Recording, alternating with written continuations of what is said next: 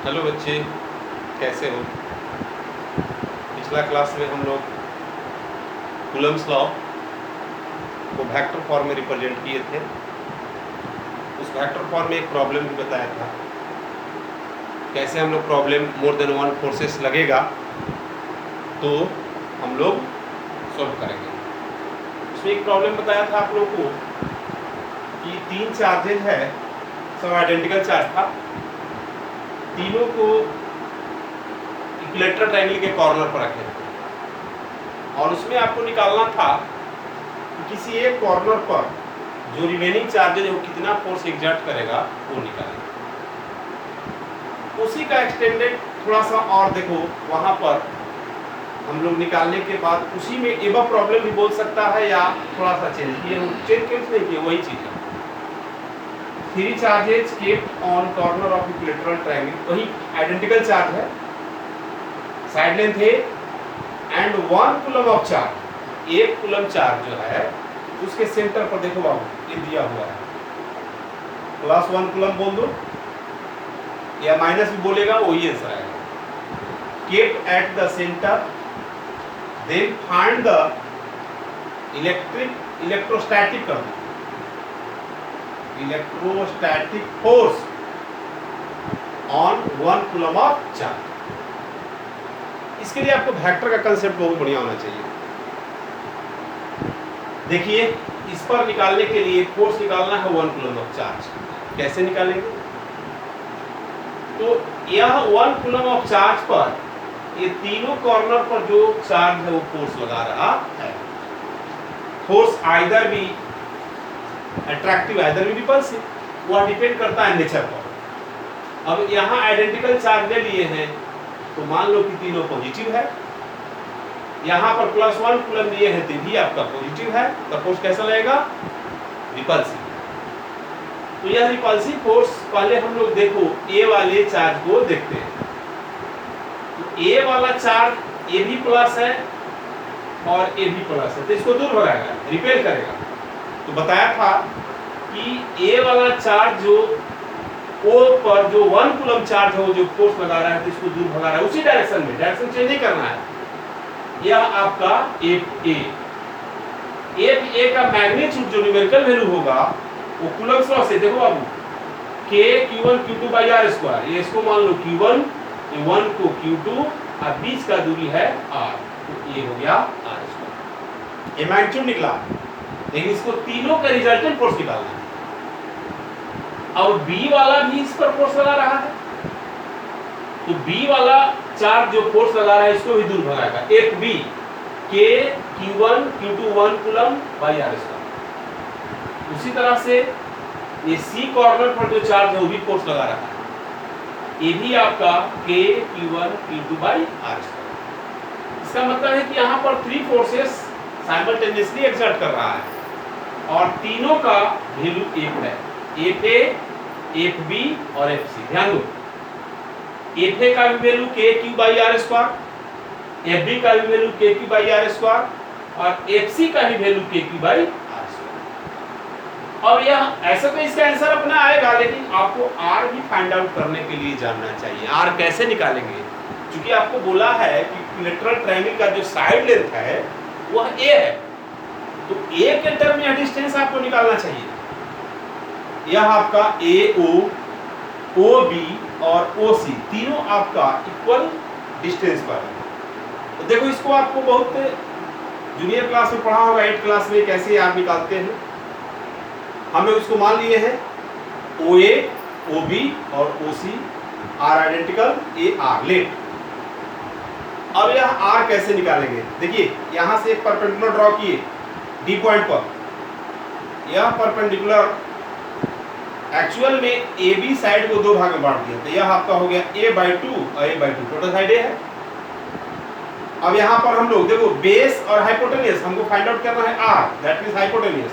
हम लोग कॉस लगा दिए, जब कॉस लगा दिए तो कॉस थीटा इक्वल टू क्या होगा? बेस बाय हाइपोटेनियस, यानी AD बाय AO। AD कितना है? A/2। AO कितना है? R, यानी cos 30 बराबर A2 बाई R। यहाँ से R निकाल दिए, cos 30 का वैल्यू √3/2, 2 कट गया, यानी r का वैल्यू a के टर्म में आया कितना, a/√3। अब a/√3 r अपना पुट करते चलो। अब यहाँ पर देखो आगे चलो, जो आप पढ़े थे रिजोल्यूशन वेक्टर उसी को यहाँ पर ध्यान दो। यहाँ पर फोर्स FA, FB और FC, इसको हम लोग देखो क्वाड्रेंट में बदल रहे हैं। यह x y x dash y dash 2 dimension का है। यहाँ भी आप देख सकते हो, तो यह FA फोर्स फर्स्ट क्वाड्रेंट में काम कर रहा है। इसका वैल्यू कितना, KQ/r²। FB जो फोर्स है वह आपका सेकेंड क्वाड्रेंट में काम कर रहा है, उसका ही वैल्यू कितना, KQ/r², क्योंकि तीनों का मैग्नीट्यूड बराबर है। FC आपका सीधा आपका y डैश में काम कर रहा है, KQ/r²। अब आपको एंगल ध्यान देना है। एक्चुअल में यह इक्विलैटरल ट्रायंगल है, तो यह आपका 60 डिग्री, उसी का हाफ 30 डिग्री। तो जब यहाँ 30 डिग्री होगा तो यहाँ भी 30 होगा बाबू, देखो ध्यान दो, उसी का कंसेप्ट यहाँ पर 30, यहाँ 30 तो यहाँ भी 30, और ये सीधा परपेंडिकुलर बाइसेक्टर है FC। यह एक्चुअल में y डैश में काम कर रहा है। तो आइए रिजोल्यूशन वेक्टर से, यह आपका FA जो फर्स्ट क्वाड्रेंट में हम लोग यूनिट वेक्टर भी पढ़ चुके हैं 11th में। एक्स एक्सिस का unit vector i cap, y का j, x डैश का -i और y डैश का -j। तो देखो यह जो फोर्स FA काम कर रहा है, तो एंगल बना रहा है किसके साथ, x के साथ। तो यह आपका बेस कंपोनेंट, यह परपेंडिकुलर कंपोनेंट। तो आप पढ़े भी होंगे, इसका रिजोल्यूशन वेक्टर के अनुसार देख लो, बता दिए हैं। मैग्नीट्यूड KQ/r², तो KQ cos 30 degree i plus KQ sin 30 degree j। इसका फर्स्ट कंपोनेंट तोड़ दिए।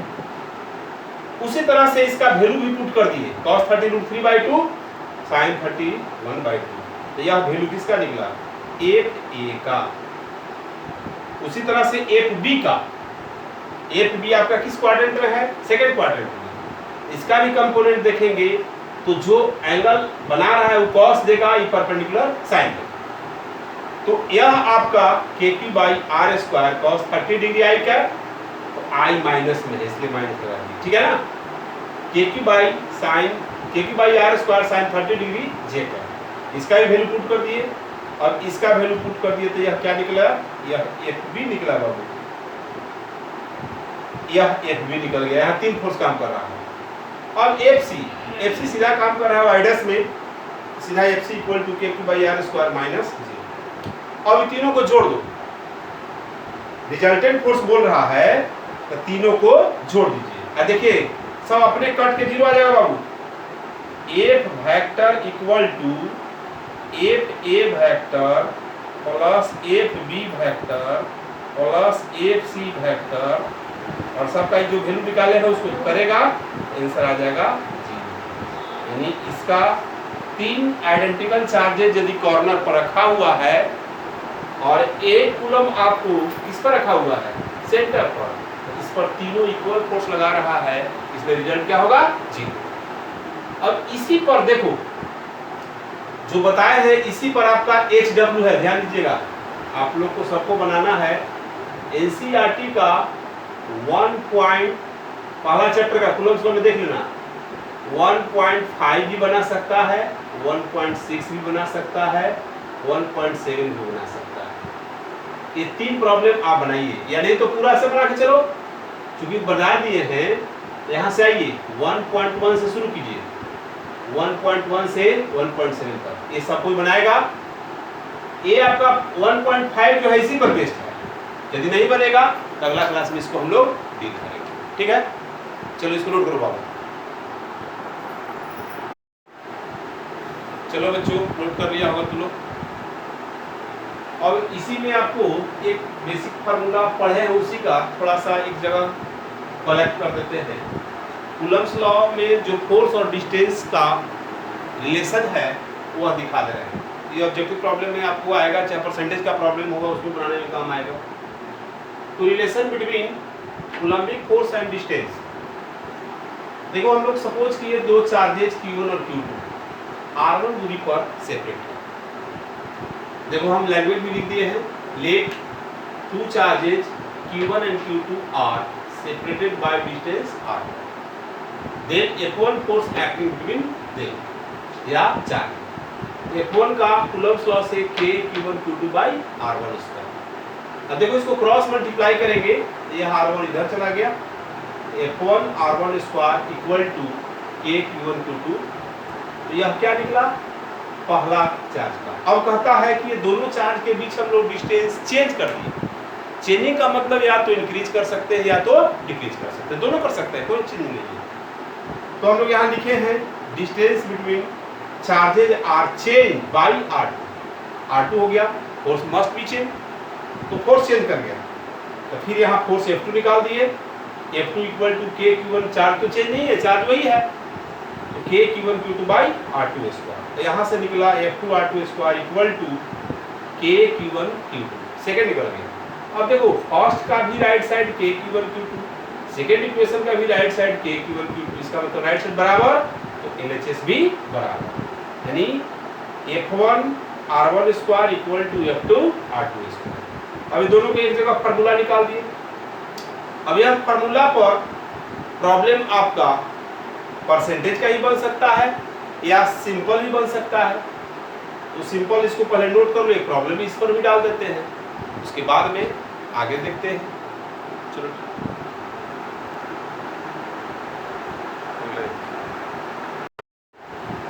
चलो देखो बाबू, अभी जो फार्मूला बताए थे उसी फार्मूला पर एक एग्जांपल आपको देगा।